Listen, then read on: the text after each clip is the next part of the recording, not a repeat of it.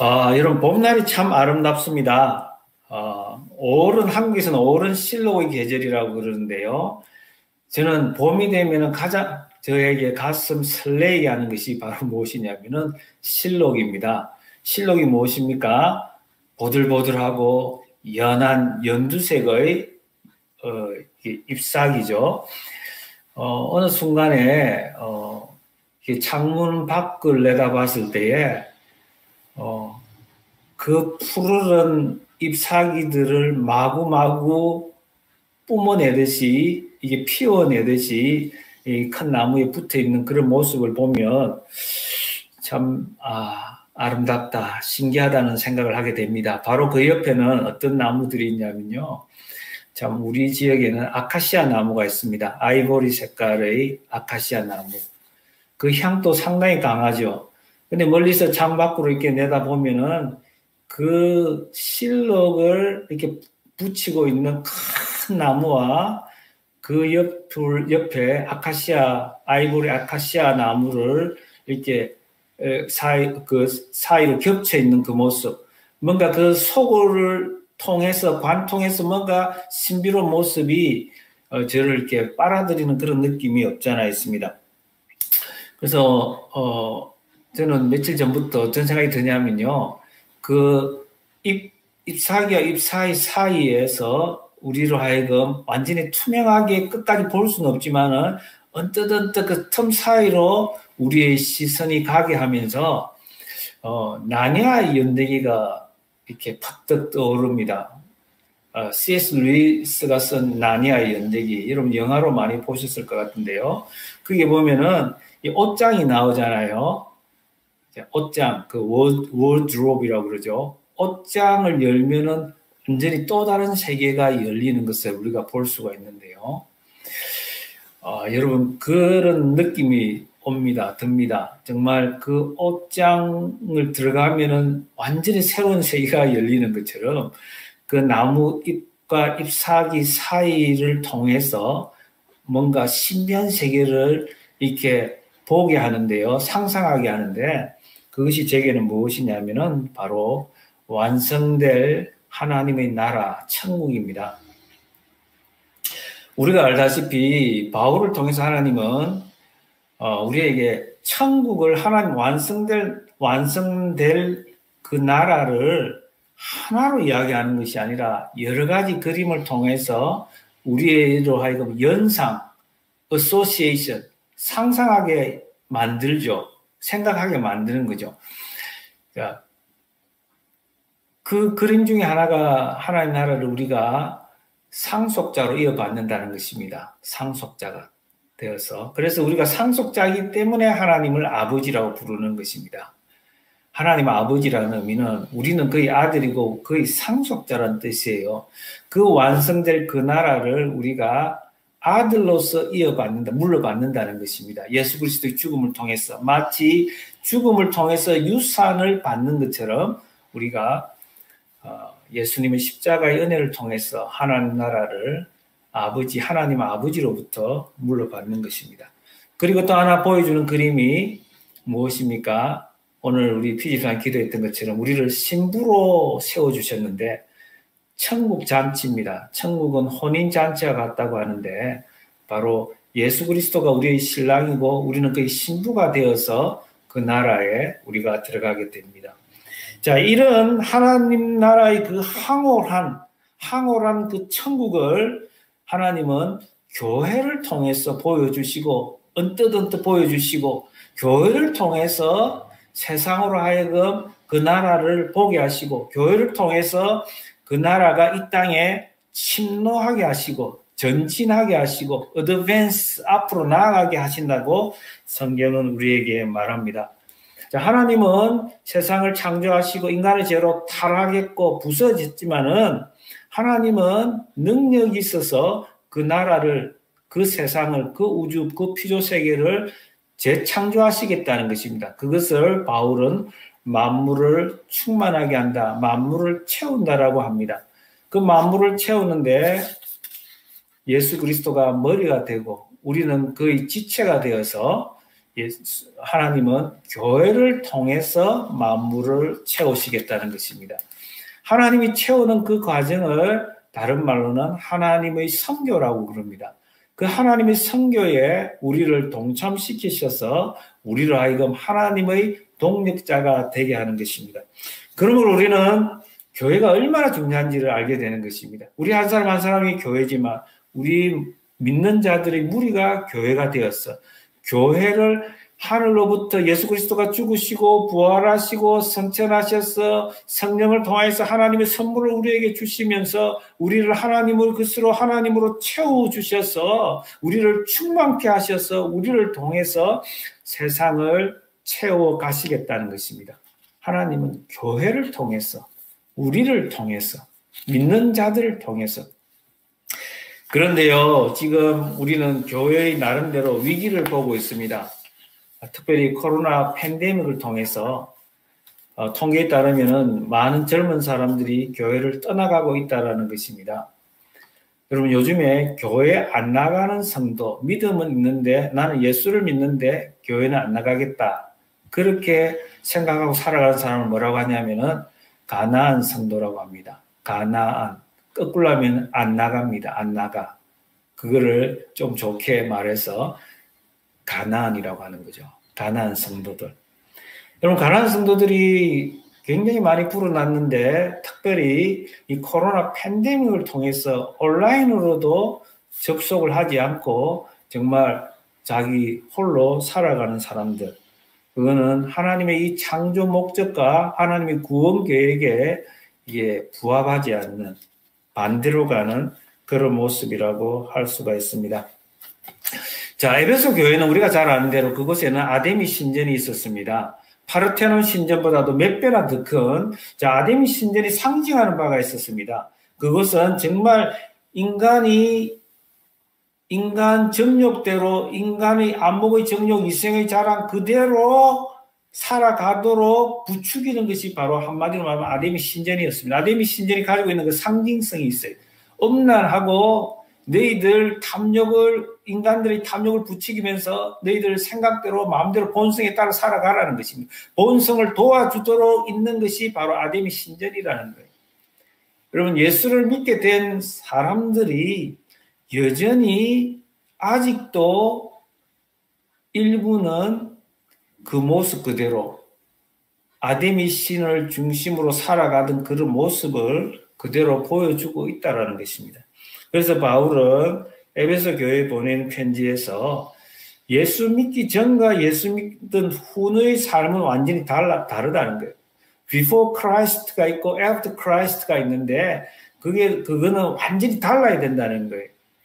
자, 예수 믿기 전에는 예수가 우리 마음에 들어오기 전에는 너희들이 너희 정욕대로 본성대로 살았는데 너희 죄성대로 살았는데 너희가 주인이 되었고 너희가 죄의 종노를 했고 마귀의 종노를 했었는데 그때의 삶을 옛사람이라고 그러고 그 이후의 삶, 예수가 들어온 이후의 삶은 새 사람이 되어야 되는데 이제 옛 관습, 옛 습성, 구습을 벗어버리 옷을 벗듯이 낡은 옷을 벗듯이 봄이 오면 겨울 옷을 벗고 봄 옷을 입듯이 그렇게 훌러덩 벗어버려야 된다는 것입니다.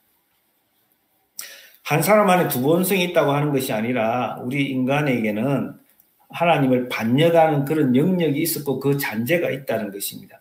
그 잔재를 계속해서 우리가 잔재의 모습이 우리 속에 나타나서는 안 된다는 것입니다. 옛사람을 벗어버림이 우리가 예수를 믿을 때에 회개하고 예수를 믿을 때 회심할 때 일어나지만 우리는 옛사람의 잔재들을 매일매일 몰아내야 한다는 것입니다. 17절에 오늘 보니까요 이렇게 시작을 합니다. 그러므로 내가 이것을 말하며 주 안에서 정언하노니 이제부터 너희는 이방인이 그 마음이 험한 것으로 행한 같이 행하지 말라. 여기서 이방인이라는 것은요 우리가 앞에서 배웠던 이방인하고 달라요.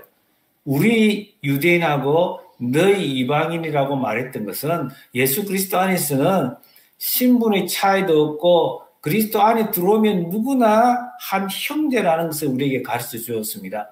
그런데 여기서 이방인이라고 하는 것은 예수 믿지 않는 사람들을 말하는 것입니다. 아직까지 예수 그리스도를 영접하지 않은 사람들. 너희는 이방인이 그 마음이 험한 것을 행한 같이 하지 말라.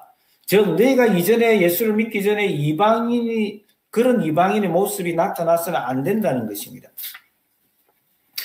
여러분 여기서 아주 바울이 잘 사용하는 단어가 나오는데 그게 뭐냐면 그 마음의 험한 것으로 행한 같이 행하지 말라. 피조물이 허무에 굴복하다 하는 말이 그 허무라는 말과 이 허망하다는 말이 같은 말이에요. 무슨 말이냐? 바로 창세기 1장에서 천지 창조의 모습이 땅이 혼돈하고 공허하고 폼이 없었고 보이드했다라는 표현이 나오잖아요.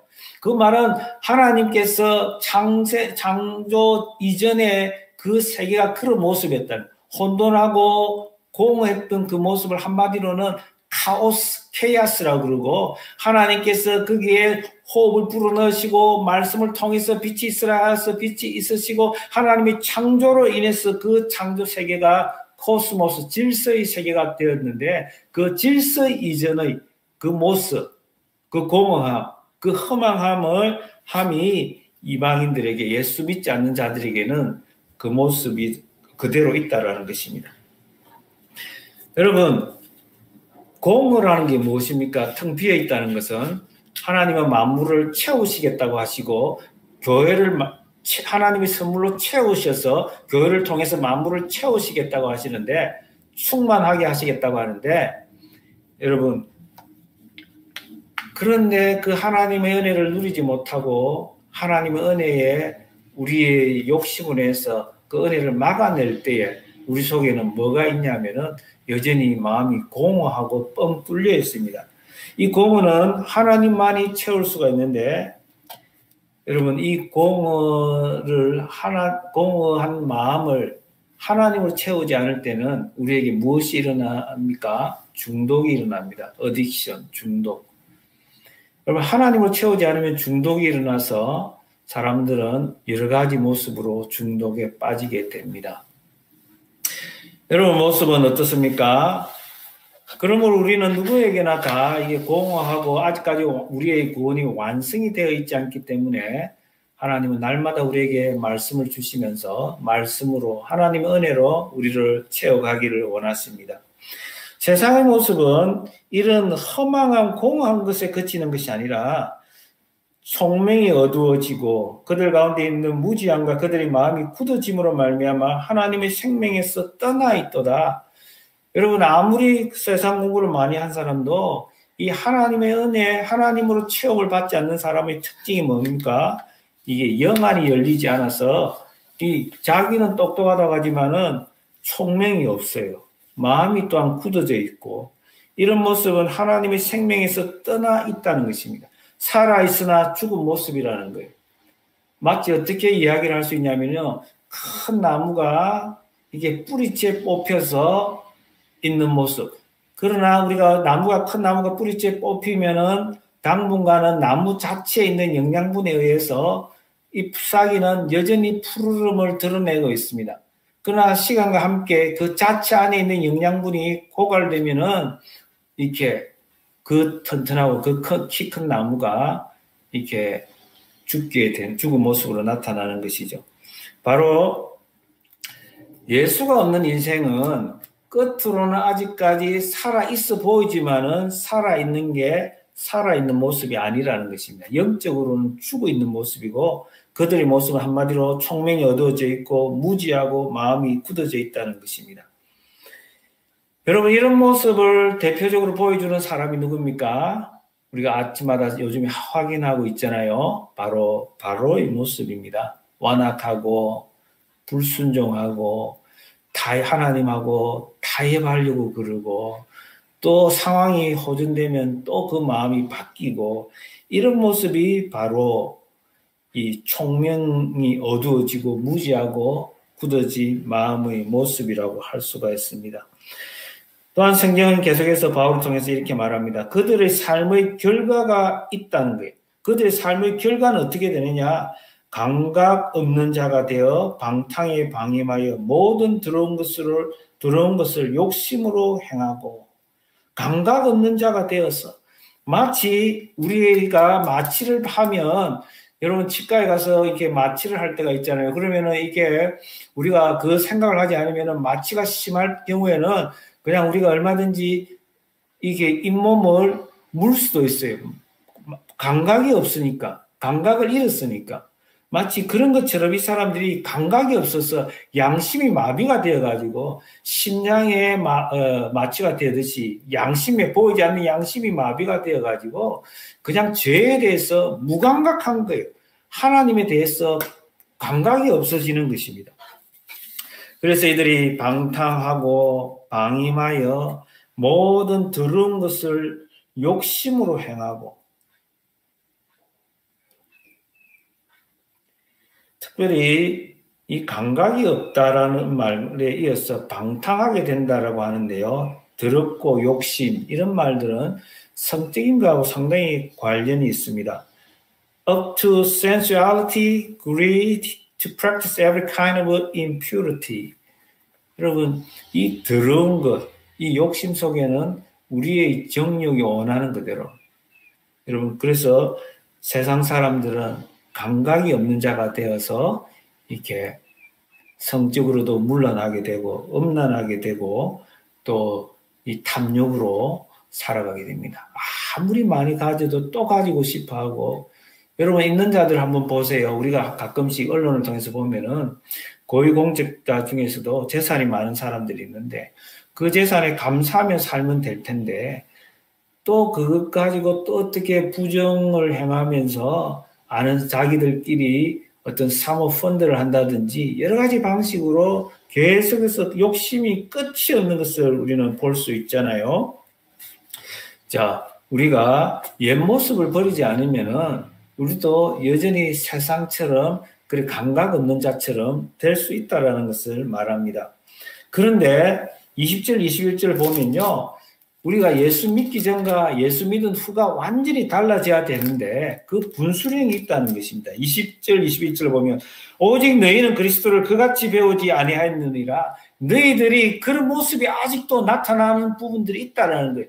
너희들이 다 그런 건 아니지 일부에서는 그런 모습이 나타나고 있다는 거예요. 어떤 사람은 예수를 믿었는데 여전히 세상 방식대로 살아가는 세상 냄새를 풍기는 사람들이 있잖아요. 여러분 예수를 잘 믿는 사람들 보면요. 나이와 상관없이 정말 순전하고 정말 순수한 믿음으로 살아가는 사람 보면요. 거룩함이 묻어나잖아요. 그를 보면은 하나님이 생각이 나잖아요. 하나님 내게 말씀하는 것 같잖아요. 그들의 삶이 그리스도의 편지로 보이잖아요. 그리스도의 향기가 느껴지잖아요. 여러분 그의 삶들은 그들의 삶은 하나님을 보게 하잖아요. 그러나 그렇지 않고 여전히 옛 습관대로 세상이 들려주는 대로 입에서 말씀이 나오는 것이 아니라 그냥 말씀이 녹아져서 나오는 게 아니라 그냥 세상이 그렇잖아요. 세상에서 그렇게 말하던데요.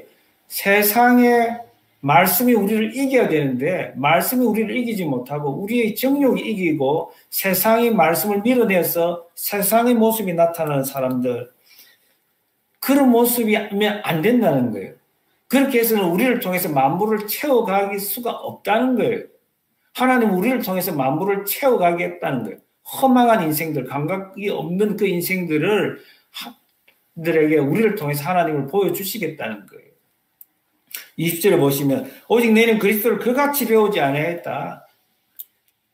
21절을 우리 다 같이 한번 읽겠습니다. 진리가 예수 안에 있는 것 같이 너희가 참으로 그에게서 듣고 또한 그 안에서 가르침을 받았을진데 자 예수가 우리의 삶의 중심이고 너희들이 말씀 진리가 말씀인데 진리를 붙들고 살아야 되지 이제 세상이 들려주는 대로 너 안에서 일어나는 탐심대로 그렇게 살면 안 된다는 거예요.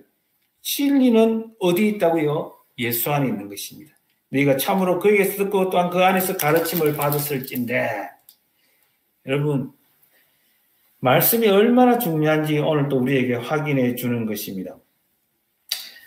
우리가 사도행전의 초대교회를 볼 때에 그들이 사도들이 가르침 받기를 좋아했다고 성경은 말합니다. 교회는 말씀으로 거룩을 입는 것입니다. 말씀의 물로 우리를 씻어서 우리 안에 있는 죄의 때를 벗겨내면서 우리로 하여금 거룩이 드러나게 하는 것입니다. 예수 안에, 진리 안에서 우리가 가르침을 받고 살아야 된다는 것을 성경은 말합니다. 사도들의 가르침을 받아 서로 교제하고 떡을 떼며 오로지 기도하기를 힘쓰니라. 사도들의 가르침을 받아서 사도들의 가르침, 말씀이 기준이 되는 그런 삶이 아니면은 우리는 어떻게 해야지 옛옷을 벗는 건지, 어떻게 새 사람이 있는 건지 알 수가 없습니다. 유혹의 욕심을 따라 썩어져가는 구습을 쫓는 옛사람을 벗어버리고 오직 심령을 마음을 새롭게 하여서 하나님을 따라 의와 진리의 거룩함으로 지으심을 받은 새 사람을 입으라는 것입니다. 여러분 여기서 의와 진리와 거룩이란 말이 나옵니다. 여러분 의라고 하는 것은 하나님과의 바른 관계를 말합니다. 하나님과 우리가 멀리 떨어져 있었고 원수가 되어 있었는데 예수 그리스도의 십자가를 통해서 우리가 하나님 관계가 바로 되어 있는데 그 관계를 누리는 모습, 그것이 바로 의입니다.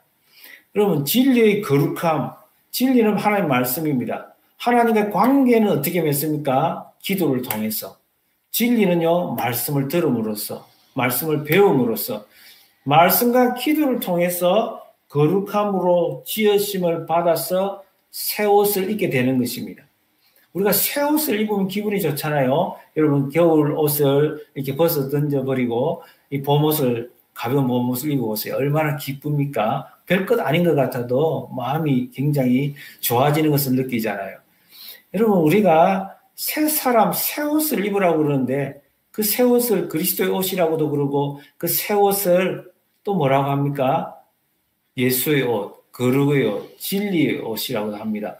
여러분 그 새 옷은 오늘 바울은 의와 진리로 거룩한 옷이라고 합니다. 새 옷을 거룩의 옷이라고도 하는데 그 거룩의 옷을 입는 것, 그리스도로 얻는 것은 의와 진리라는 것입니다.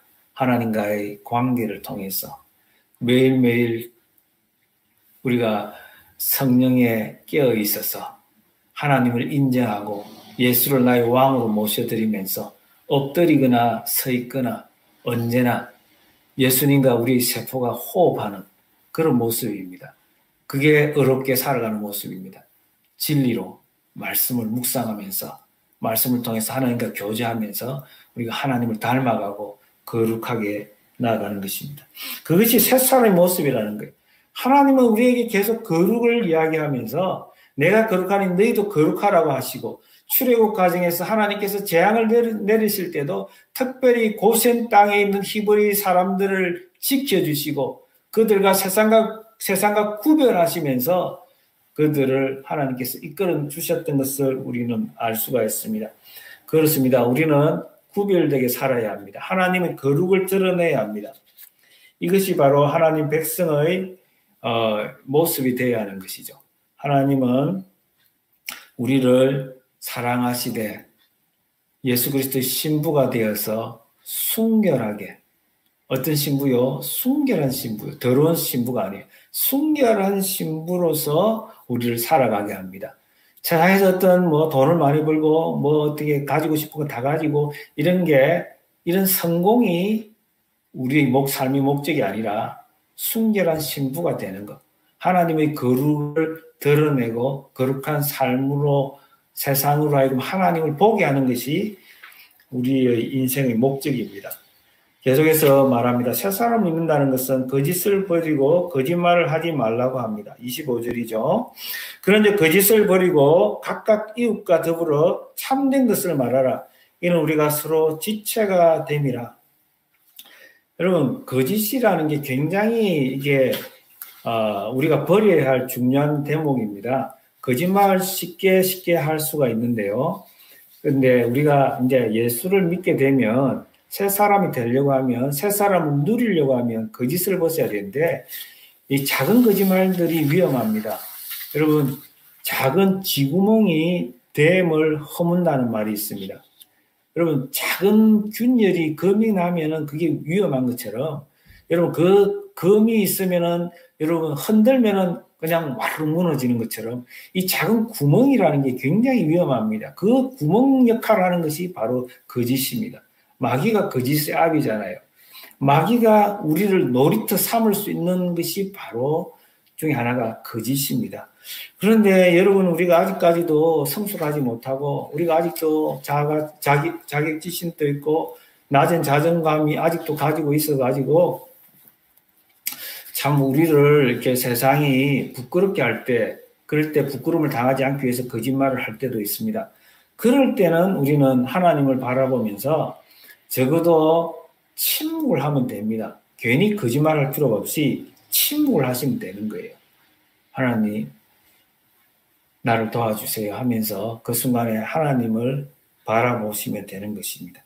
그리고 29절에서는 계속해서 우리 언어 생활에 대해서 이야기합니다. 거짓도 언어와 관련이 있는 거고요. 29절을 보면 무릇 더러운 말은 너희 입 밖으로 내지 말고 오직 덕을 세우는 데 소용되는 대로 선한 말을 하여 듣는 자들에게 은혜를 끼치게 하라. 언어 생활에 근본적인 변화가 일어나야 합니다. 언어는 존재의 집입니다. 여러분 인간은 그 집을 지키는 목동이라고 하이데거가 말을 했는데요.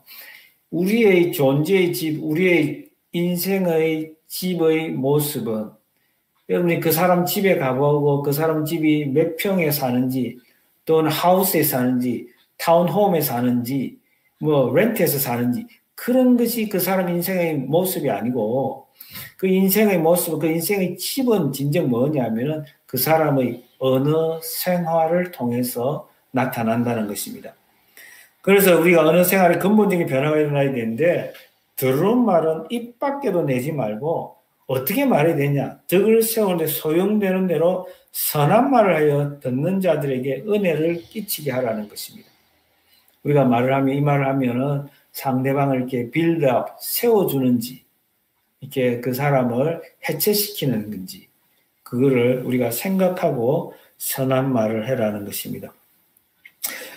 여러분 그리고 이제 새 옷을 입는 새 사람 되는 데에 아주 중요한 나름대로 또 다른 분수령을 보여주는데 그게 뭐냐면은 분을 내지 말라고 합니다. 여러분 분이 어떤 거죠? 화를 내는 거죠. 26절 보면 분을 내어도 죄를 짓지 말며 해가 지도록 분을 품지 말라. 이 말은 분이 안 나올 수가 없다는 거예요. 자연적인 모습이라는 거죠. 예수님도 성전에 들어가셔서 나름대로 분을 내셨죠. 예수님 십자가 지시기 전에 예루살렘에 가시고 예루살렘의 성전에 먼저 들어가셔서 그곳에서 장사하는 사람들에게 화를 내셨잖아요. 여러분 그 분을 의분이라고 합니다. 그런 것처럼 우리에게도 뭔가 불의를 보면 분이 일어날 때가 있어요. 우리가 이런저런 모습으로 분이 일어나고 화가 날 때가 있지만은 그 자체가 여러분 막을 수는 없어요. 그러나 성경은 분을 내어도 죄를 짓지 말며 해가 지도록 분을 품지 말고 마귀에게 틈을 주지 말라. 여러분 거짓말이 마귀에게 틈을 주고 거짓을 통해서 마귀가 우리의 아비 노릇을 하는데 특별히 이 분이라는 것을 통해서 마귀는 아주 쉽게 우리를 장악한단 말이에요. 여러분 분이 났는데 여러분 특별히 죄를 지을 때 언제 죄를 가장 많이 짓냐면요. 분이 났을 때, 화가 났을 때. 화가 났을 때는 뭘 하지 말라는 말이 있잖아요. 그럼 그럴 때 특별히 분이 났을 때 분을 품고 있으면 안 됩니다. 분을 품고 있으면은 상대방에게도 상대를 파괴하기도 하지만은 자기 자신을 파괴하는 힘이 있어요. 분이라고 하는 것은. 그래서 분을 품지 말라고 하는 것은 하나님 우리를 사랑하시기 때문에 저주하지 말라고 하는 것처럼 분을 품지 말라는 거예요. 근본적으로. 여러분 분이 날 때도 분을 하나님 앞에 가지고 나가서 하나님 앞에 토해내시길 바랍니다.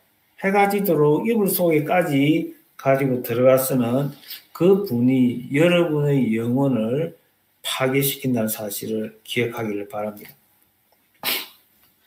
도적질하고 계속 말합니다. 도적질하지 말고 제 손으로 수고하여 선한 일을 하라. 여러분 우리는 선한 일을 하도록 우리는 부름을 받았습니다. 에베소서 3장에서 우리가 앞부분에서 무엇을 배웠습니까? 바로 이는 성도를 온전하게 하여 봉사일을 하게 하며 그리스도의 몸을 세우려 하심이라. 하나님 우리를 부르신 이유가 봉사일을 하도록 하기 위해서 부르셨어요. 그런데 봉사라고 하는 건 남을 세우는 것입니다. 그럼에도 불구하고 그와 정반대 모습이 무엇입니까? 도둑질하는 것입니다. 그런 말도 안 된다는 거예요. 너희가 가난하다 할지라도 이게 돌이켜 가난한 자에게 구제할 수 있도록 자기 손으로 수고하여 선한 일을 하라는 것입니다. 그러니까 뭐 도둑질이라는 것은 남의 것을 착취한다는 것은 생각하지도 말라는 거예요. 얼마나 많은 사람들이 여러분 주식이나 투기에 눈을 이렇게 열애를 눈이 불긋도록 그렇게 마음이 빼앗기고 있습니까? 여러분이 손으로 땀을 흘려서 그렇게 이렇게 사람을 돕는 것이 아니라 자기 배부르기 위해서 그런 일은 생각하지도 말라는 것이죠. 여러분 욕심을 버리면 때로는 우리가 생각해보면 살만합니다. 요즘에 아주 슈퍼리치라고 그러죠. 큰 부자들도 이게 다이어트 한다고 하루에 한 끼만 먹고 사는 사람들도 있어요. 그럼 우리가 조금 여유가 없으면 세 끼 먹을 거 두 끼 정도만 먹어도 되는 거예요.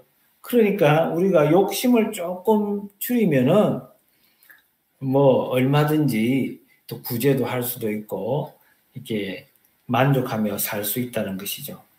성경은 계속해서 말합니다. 하나님의 성령을 근심하게 하지 말라고 합니다.